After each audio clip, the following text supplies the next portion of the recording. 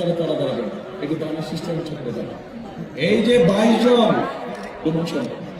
এই যে 22 জন ব্যক্তি যার হাতে আপনারা ধানের শীষ দেখতে পাচ্ছেন, এতক্ষণ তো আমার পরিকল্পনা হচ্ছে, কিন্তু এই 22 জনকে নিয়ে আপনাদের পরিকল্পনাটা কে?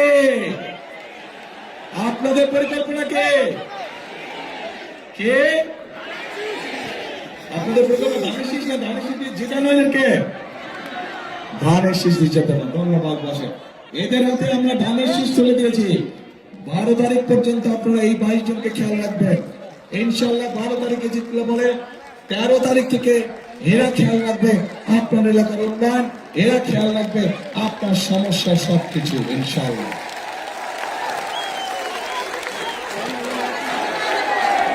প্রিয় ভাই বোনরা,